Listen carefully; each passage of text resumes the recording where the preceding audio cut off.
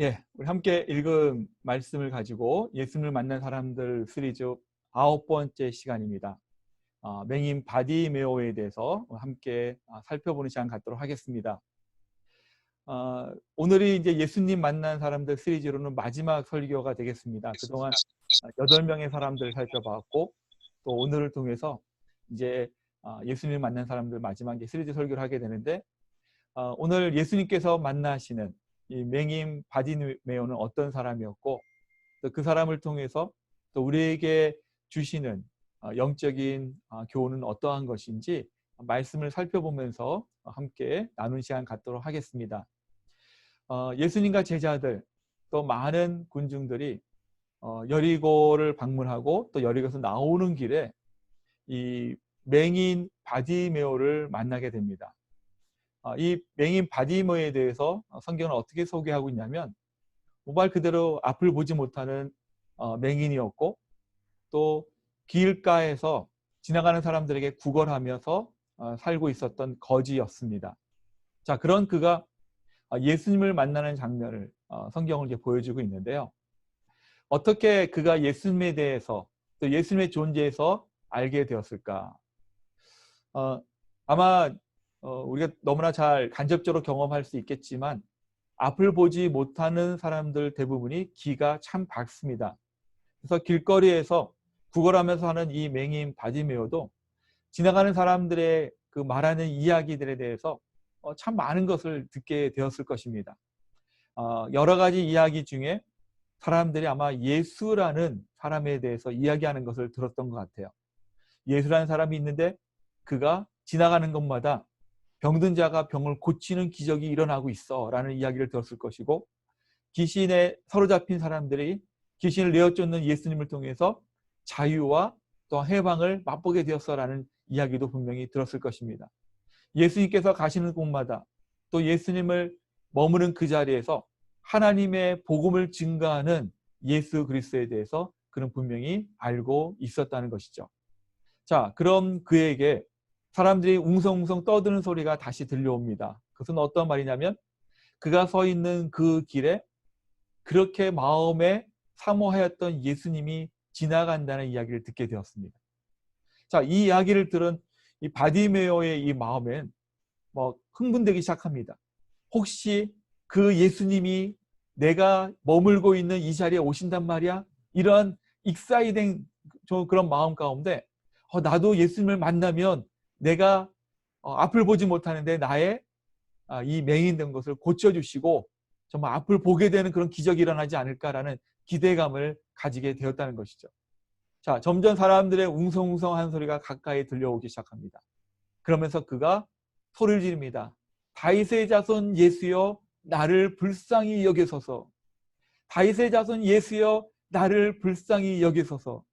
자, 이 말씀을 통해서, 이 선포를 통해서 얼마나 이 맹인 바디메오가 예수님을 만나고자 하는지 이 간절한 마음을 우리는 살펴보게 되는 것이죠. 자, 이 다윗의 자손 예수여라고 외치는 이 맹인 바디메오의 이 외침의 의미가 분명히 있을 텐데, 어떤 의미가 있었을까? 분명히 사람들의 말 속에서 들려오는 소리는 나사렛 예수라는 이야기를 들었습니다. 나사렛 동네에 살고 있는 예수가 지나간다라고 들었지만, 그의 귓가에 들리는 음성은 나사렛 예수가 오신 것이 아니라, 나사렛 동네에 사는 예수님이 오신 것이 아니라 다윗의 자손 예수님이 오신다라고 그는 듣게 되었다는 것이죠. 두 가지 의미를 가지고 있어요. 그것은 무엇이냐면, 다윗의 자손이라는 것은 구약 선지자를 통해서 예언하고 있는 이스라엘과 온 세상을 구원하실 메시아에 대한 명칭입니다. 그러니까 바디메오가 선포하고 고백하고 외치는 다윗의 자손 예수라는 말은 어떤 말이냐면, 나를 구원하실 예수 그리스도, 이스라엘을 구원하실 예수 그리스도, 온 세상을 구원하실 예수 그리스도에 대한 믿음의 선포라고 말할 수 있는 것입니다. 두 번째 의미가 있어요. 그것은 무엇이냐면, 여기 보면 나를 불쌍히 여기소서라고 말합니다. 나를 불쌍히 여기소서. 자, 이 말을 조금 더 쉽게 표현하면, 주님, 저 좀 한번 봐주세요. 주님, 딴 사람 보지 마시고 당장 지금 이 시간 단 한순간이라도 단 1초라도 나 좀 한번 봐주시면 안 될까요? 라고 고백하고 있는 거예요. 자, 이 불쌍히 여기소서라는 이 말씀 안에는 또 다른 의미가 있어요. 그것은 무엇이냐면 주님, 저는 가진 게 아무것도 없습니다. 주님의 관심을 끌 수 있는 그 어떤 것도 가진 사람이 아닙니다. 그냥 거지일 뿐입니다. 남들에게 구걸하면서 하루하루 살고 있는 거지입니다. 제가 주 앞에 드릴 것도 없고 내세울 것도 없고 주님의 관심을 끌 수 있는 건 아무것도 없지만 주님께서 가지신 그 국률하심을 통해서 저를 한번 봐달라고 고백하고 있는 거예요. 그것이 나를 불쌍히 여겨 주옵소서라고 고백하고 있는 것입니다. 저는 이 말씀을 이렇게 살펴보면서 예수님 앞에 나아갈 때 우리는 어떠한 고백으로 어떠한 모습으로 나가고 있는가 한번 생각해 보기를 원합니다. 이 바디메오가 고백한 것 같이 주님, 저를 불쌍히 여겨 주시옵소서, 저를 한 번만 봐주십시오라고 고백하고 있는지, 아니면 때로는 우리가 그렇게 이러한 마음으로 나갈 때도 있는 것 같아요. 주님, 제가 선한 행동을 많이 했잖아요. 제가 누구보다 조금 착하잖아요. 내가 도덕적인 부분에 있어서 조금 제가 다른 사람에 비해서 좀 잘하고 있지 않습니까? 제가 교회를 위해서 이것저것 여러 가지 많은 것을 섬기고 있지 않습니까? 이러한 부분을 가지고 주 앞에 나아갈 때가 있다는 것이죠. 그러나 우리가 분명히 기억할 것은 우리 주님의 가지고 있는 그 관심은 우리가 했던 여러 가지 선한 행동과 우리가 교회를 위해서 헌신했던 그런 많은 것도 관심을 가질 수 있지만 주님께서 정말 중요하게 생각하는 관심은 무엇이냐면 주님, 저를 긍휼히 여겨달라고, 주님, 저를 불쌍히 여겨주시옵소서라는 그런 절박한 믿음으로 주님의 긍휼을 구하며 나가는 자를 주님께서는 기뻐하신다는 것을 믿으시기를 바랍니다. 그래서 오늘 이 예수님과 바디메오와의 이 만남을 통해서 우리에게 주시는 첫 번째 교훈은 이것입니다. 우리가 예수님 앞에 나갈 때 예수님의 긍휼을 구하는 자세로 나가시기 바랍니다. 예수님께 긍휼을 구하는 마음으로 주님, 나를 불쌍히 여겨 주옵소서, 나를 만나 주옵소서, 저는 가진 것이 아무것도 없는 연약하고 부족한 저를 주님께서 만나 주시옵소서. 이러한 마음으로 예수님의 긍휼을 구하는 자세로 나가는 자에게 주님께서는 두 팔을 벌리시고 우리를 맞이하시고 우리를 만나 주신다는 것을 믿으시기를 주님의 이름으로 축원합니다. 48절 말씀 보세요. 48절 말씀 보니까 바디메오가 두 번 외칩니다. 주님, 저를 만나게 해달라고 두 번을 외치죠. 자, 그때 48절 말씀 보니까 많은 사람이 꾸짖어 잠잠하라 라고 말합니다. 주위에 많은 군중들이 소리를 지르고 있는 바디메오를 막 야단을 치는 거예요. 좀 조용히 하라고. 받아대니까, 방해가 되니까 좀 조용히 앉아 있으라고 이야기하는 것입니다. 자, 이 말씀을 보면서 바디메오가 예수님을 만나기 위해서 만나게 된 장애물이 무엇일까요? 어쩌면 여기에 주위에 자기를 나무라치고 또한 야단치는 이 군중들이 어쩌면 바디메오에게는 예수를 만나는 데 있어서 방해가 되고 장애물이 되었다는 것입니다. 엄격히 따지면 길을 지나가는 예수님에게 또 예수님이 가장 필요한 사람은 그 많은 군중들 중에 한 사람을 지목한다면 사실은 앞을 보지 못하는 거린의 삶을 살고 있는 바디메오가 사실 현실적으로 예수님이 필요한, 가장 많이 필요한 사람 중에 한 사람일 것입니다. 어쩌면 그 바디메오의 주위에 있는 사람들이 바디메오를 야단치고 조용히 해라라고 야단치는 것보다는 오히려 그를 이끌어서 또 그의 팔을 붙잡아서 예수님께 더 가까이 데리고 가야 될 역할이 있지 않았나라는 생각이 듭니다. 어쩌면 바디메오를 도와야 될 사람들이 바디메오의 예수를 만나게 한 장애물이 되어버린 것이죠. 저는 이 말씀을 이렇게 연구하고 또 준비하면서 그런 생각이 들었습니다. 때로는 교회가, 때로는 우리의 모습 가운데 하나님의 잃어버린 백성들을 주님께로 인도해야 될 교회가, 하나님의 잃어버린 영혼들을 주께로 인도해야 될 우리의 사명이 오히려 그들을 막고 있고 그들이 주님 앞에 나오는 것을 방해하는 그러한 역할을 하고 있지 않은지 다시 한번 뒤돌아보는 그런 시간을 갖게 되었습니다. 사랑하는 여러분, 교회는 하나님의 분명한 사명이 있어요. 그것은 복음을 증거하는 것이고 복음을 전하는 것입니다. 그 복음을 통해서 하나님의 잃어버린 백성들이 주께로 다시 돌아올 수 있는 구원의 도구의 역할을 감당하는 것이 교회의 여러 가지 사명 중에 가장 중요한 사명이에요. 저와 여러분들의 삶 가운데 우리는 먼저 예수님을 통해서 구원받은 백성들입니다. 하나님께서 우리에게 먼저 구원의 은총을 베풀어 주신 것은 아직도 우리 주위에 믿지 않는 영혼들을 위해서 우리가 그들을 위한 구원의 통로의 역할을 감당할 수 있도록 우리에게 먼저 구원의 은총을 베풀어 주신 것이죠. 자, 그런데 때로는 우리의 부족함을 통해서, 우리의 말과 행동을 통해서 구원의 통로의 역할을 감당하지 못하고 오히려 막혀있는 통로의 삶을 살아갈 때가 있다는 거예요. 교회는 구원의 방주 역할을 감당해야 되는데 구원의 방주가 아니라 오히려 잃어버린 백성들에게 시험을 줄 수 있는 그런 교회의 모습으로 때때로 사회의 지탄을 받기도 한다는 것입니다.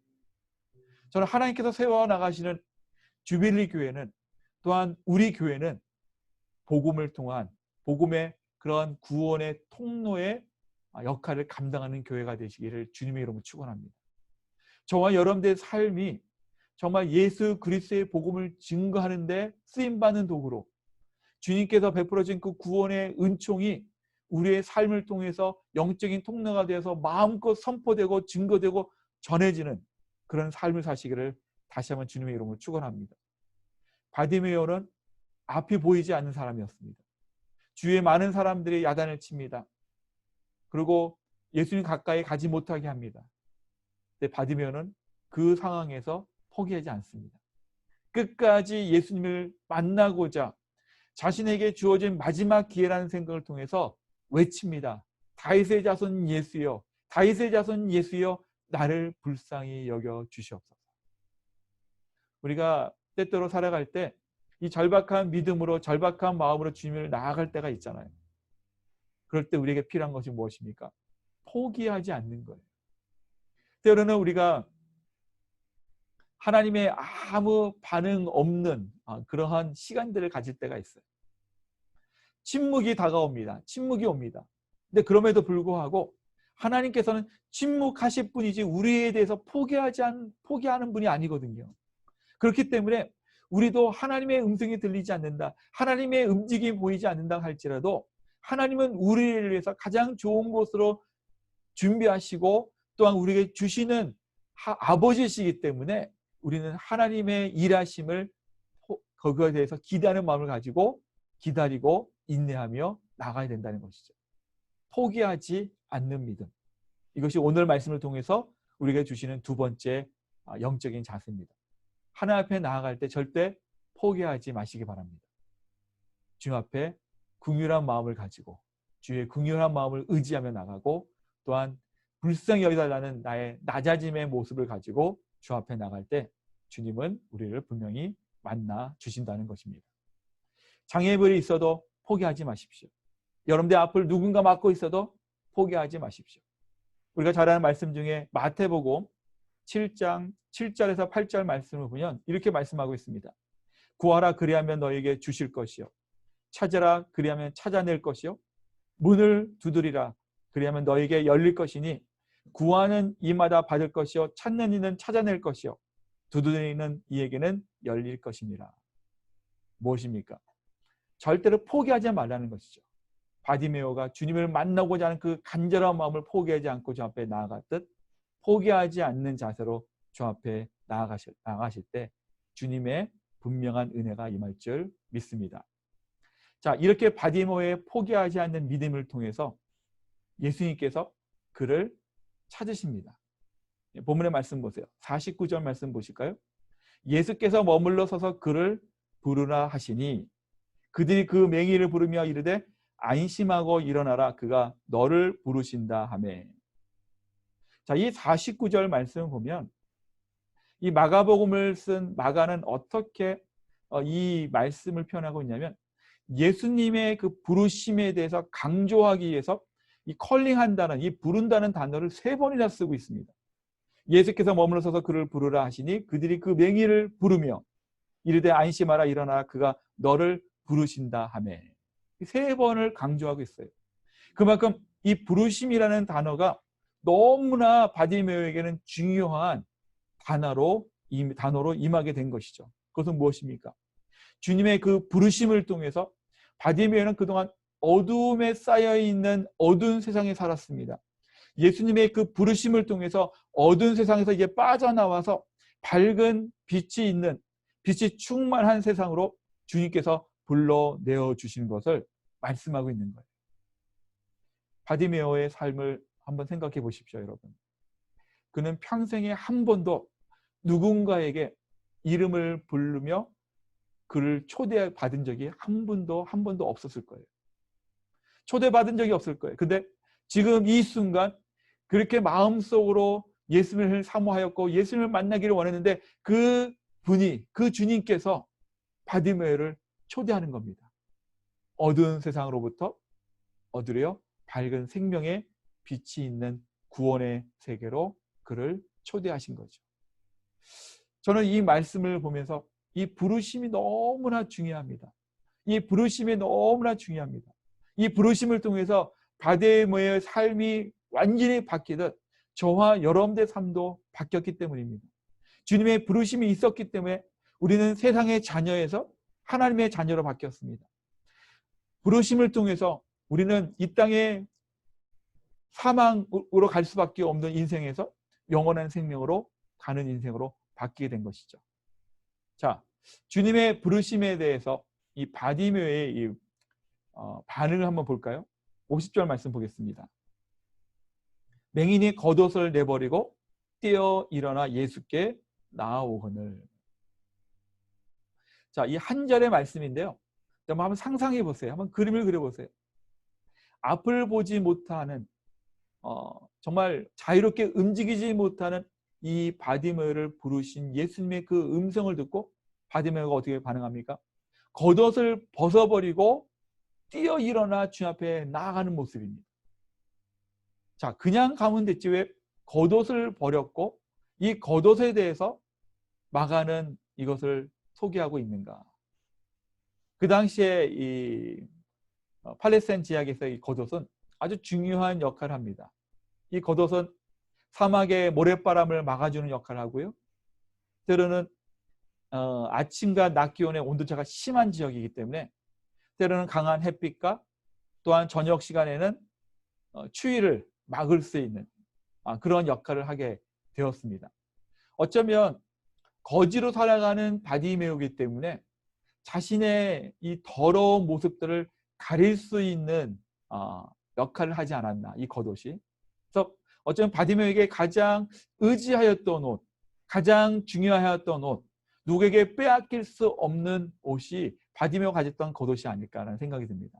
자, 그런데 예수님의 그 부르심을 통해서 그가 소중하게 여겼고 또 그에게 가장 중요하고 그에게 필요했던 것들을 내려놓고 주 앞에 나아가는 거예요. 자, 여기에 중요한 의미가 담겨져 있습니다. 그것은 무엇이냐면 바디메오에게는 그가 소중하게 여겼던, 그를 지금까지 보호하였던 겉옷보다 예수님이 더 소중한 겁니다. 예수님을 만나게 되면 예수님의 그 구원의 역사를 통해서, 예수님의 그 치유와 회복의 역사를 통해서 겉옷을 통해서 막았던 치유와 겉옷을 통해서 막았던 햇빛과 또한 사막의 모래바람도 이제는 두렵지 않다는 거예요.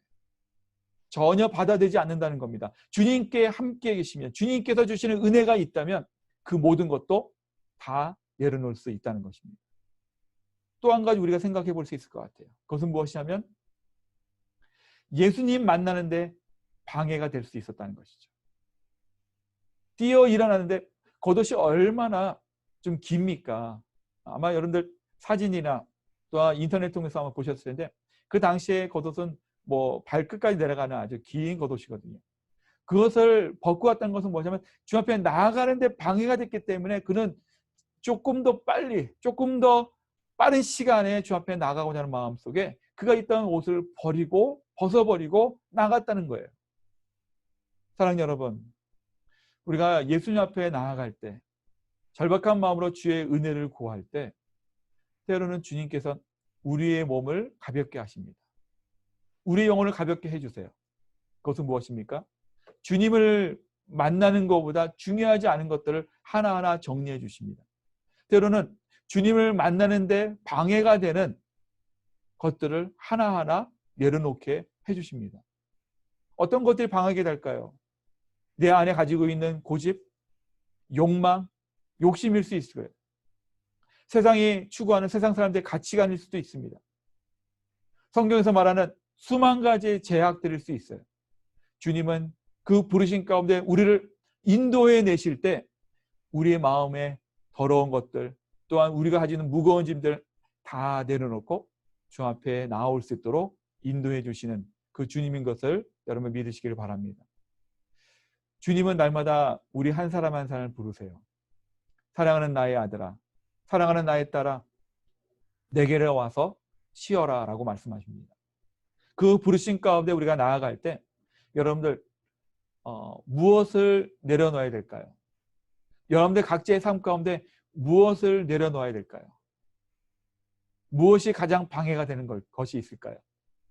이 모든 것들을 내려놓고 주님만을 바라보며 나아가시기를 예수 그리스도의 이름으로 축원합니다. 세 번째 주시는 우리의 영적인 교훈은 이것입니다.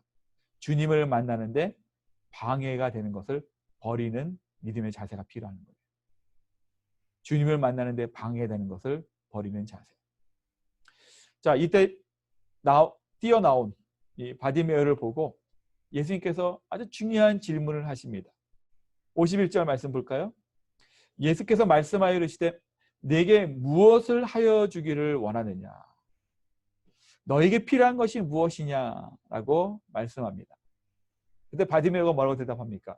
주님, 나의 눈을 열어주셔서 보기를 볼 수 있도록 해주십시오. 보기를 원합니다. 라고 딱 한마디로 답변합니다. 제가 이 말씀, 이 내용을, 장면을 이렇게 묵상하면서 한번 이런 생각을 해봤어요. 바디메오가 실제 바디메오가 필요한 것을 구한 겁니다. 그에게 필요한 것은 눈이 열리는 거예요. 보게 되는 거예요. 근데 바디메오가 조금 다른 생각으로 주님, 저에겐 돈이 필요합니다. 돈이 필요합니다. 제가 남에게 구걸을 하는 삶을 살기 때문에 돈이 필요합니다. 이렇게 답변했으면 어떻게 됐었을까?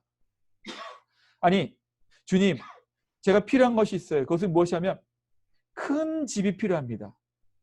궁궐 같은 집에서 많은 종들을 거느리는 그러한 큰 집에서 떵떵거리고 살고 싶습니다. 아마 그렇게 구할 수도 있었을 것 같아요. 아니면 오늘 이 장면 바로 전에 예수님의 제자 중에 누가 있습니까? 야고보와 요한이 예수님께 그렇게 말해요. 주님, 주님께서 성공하시면 주님의 좌편과 우편에 우리들을 세워달라고. 어쩌면 바디메오도 그렇게 얘기할 수 있을 것 같아요. 주님, 주님의 능력으로 아주 높은 위치에 권력을 갖는, 명예를 갖는 그 자리에 저를 앉혀주십시오라고 이야기할 수 있었을 것입니다. 자, 그런데 바디메오는 어떻게 답합니까? 자신에게 가장 필요한가를 답했어요. 그 뭐냐면 정답을 얘기한 거예요. 정답을. 주님께서 물어보십니다. 내게 무엇을 하여 주기를 원하느냐? 너에게 필요한 것이 무엇이냐라고 주님께서 바디메오에게 물어보셨는데 그 질문을 저와 여러분들에게 지금 시간 하고 계시다고 생각해 보세요. 여러분들은 무엇을 주님 앞에 답하시겠습니까? 여러분들이 가장 필요하고 정확한 정답은 무엇이에요? 무엇이 필요합니까? 어떻게 대답을 하시렵니까? 어떤 분들에게는 지금 필요한 것이 물질일 수 있습니다. 건강일 수 있습니다. 또 여러분들이 각자 가지고 있는 여러 가지 문제에 대한 응답일 수 있어요. 다 중요합니다. 어쩌면 어떤 분은 신앙생활에 대한 그런 부분에 있어서 하나님을 더 많이 알기를 원합니다. 영적인 은혜와 은사를 경험하기를 원합니다. 뭐 다양한 그런 원하는 것들이 있을 겁니다. 근데 중요한 것은 무엇이냐면 바디메오는 눈이 열리고 앞을 보지 못했는데 눈이 열려서 고침을 받고 난 다음에 그것을 통해서 주님을 따르게 되었어요. 마지막 절에 이렇게 나와 있죠. 예수님의 길을 쫓아가게 되었습니다. 그것은 무엇이냐면 그에게는 눈이 열리는 것, 보게 되는 것이 너무나 중요했습니다. 왜냐하면 그의 눈이 열려야 주님을 따를 수 있기 때문에. 마찬가지예요. 우리가 주님께서 지금 이 시간 또 주 앞에 나아가 기도할 때마다 주님께서 우리에게 말씀하십니다. 내게 무엇을 하여 주기를 원하느냐라고 질문하셨을 때 우리의 답변은 명확해야 됩니다. 그것은 무엇이냐면 주님께 기쁨을 드리는 답변, 주님께 영광이 될 수 있는 답변, 이것이 우리 답변의 기준이 되어야 된다는 거예요. 제가 말씀드린 걸 오해하지 마십시오. 물질은 나쁜 것이고 건강은 나쁜 것이고 그게 아닙니다. 우리에게 때로는 물질이 필요합니다. 하나님의 나라를 위해서 쓰임받을 수 있는 우리의 삶이 되기 위해서 우리에게 주님 물질을 허락하여 주시옵소서. 그 물질을 통해서 교회를 세우고 하나님의 나라를 위해서 수고하는 선교사님들을 돕고 또한 선교사에게 마음껏 쓰임받을 수 있도록 많은 물질을 허락하여 주시옵소서. 기준이 어디 있어요? 하나님 앞에 영광을 돌리는 데 있다는 거예요. 사랑하는 여러분, 주님께서 듣기를 원하시는 답변이 있어요. 정답이 있어요. 그것은 다양합니다. 그러나 그 기준만 안다면 우리에게 영적인 도움이 되고 신앙의 성장과 성숙의 기준이 되고 하나님의 영광과 주님의 나라를 위해서 분명한 예수님을 향한 목적과 목표가 있다면 주님께서는 이 땅을 창조하시고 이 땅의 주인 되신 그 주님께서는 더 많은 것, 더 놀라운 것을 우리에게 허락해 주실 줄 믿습니다. 네 번째 우리에게 주시는 영적인 교훈은 이것이에요. 나에게 필요한 것을 정확하게 아는 자세. 이것이 네 번째 우리에게 필요한 것입니다. 본문은 이렇게 마무리합니다. 52절 말씀 보세요. 예수께서 이르시되 가라 내 믿음이 너를 구원하였느니라 하시니 그가 곧 보게 되어 예수를 길에서 따르니라. 놀랍지 않습니까? 앞을 보지 못하는 맹인이었습니다. 사람들이 지나갈 때마다 도와달라고 구걸하면서 한 끼 한 끼 하루하루를 간신히 살았던 사람이었습니다. 눈을 뜨려고 해도 떠지지 않고 그의 눈에 보이는 것은 어두운 세상, 어두움이 가득한 그런 삶을 살고 있었습니다. 근데 예수님을 만나고자 하는 그 절박한 믿음을 통해서 주님을 만나니 그의 삶이 완전히 바뀌었죠. 어둠으로부터 탈출하여 구원받아 밝은 빛이 넘치는 세상으로 인도함을 받게 되었고 남에게 구걸했던 인생이 이제는 예수 그리스도를 쫓는 예수 그리스도를 따라가는 제자의 삶의 시작을 하게 되었다는 것입니다. 오늘 이 말씀을 통해서 우리에게 성경은 이러한 영적인 교훈을 주고 있습니다.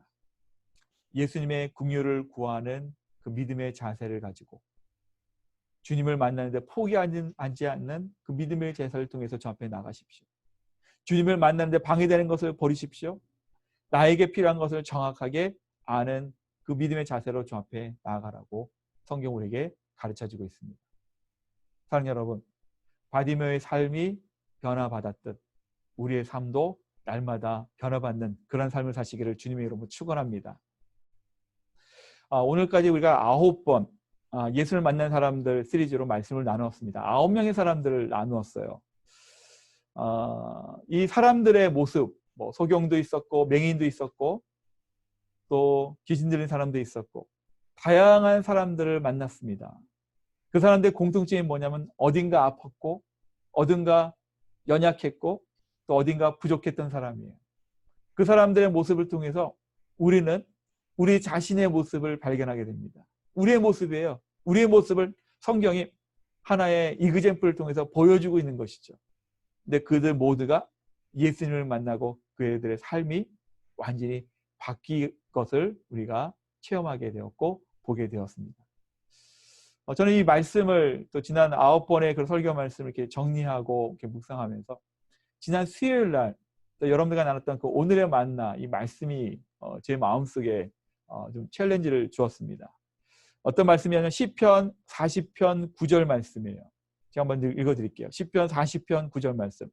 여러분들 수요일날 받으셨던 말씀인데, 내가 많은 회중 가운데에서 의의 기쁜 소식을 전하였나이다. 여호와여, 내가 내 입술을 닫지 아니할 줄을 주께서 아시나이다. 아멘. 두 가지예요.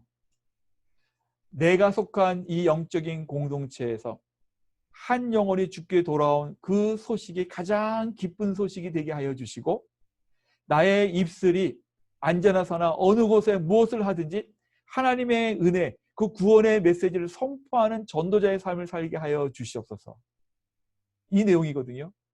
저는 예수님 만나는 사람들 시리즈를 마무리하면서 저 이런 마음에 이런 소원을 갖게 되었습니다. 그것은 무엇이냐면, 예수님을 만나서 그들이 구원의 은혜를 경험하고 그들의 마음속에 슬픔과 낙심과 절망은 사라지고 기쁨과 그 하나님의 위로와 소망이 넘치듯, 우리 교회, 주빌리 교회의 모든 우리에게 들려오는 기쁜 소식은 하나님의 잃어버린 한 영혼들이 주님 앞에 돌아오는 그 기쁜 소식을 누리는 교회가 되게 하여 주시옵소서.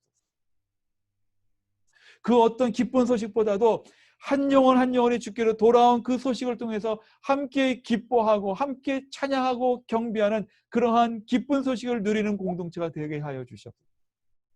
그런 마음의 소원을 주시더라고요.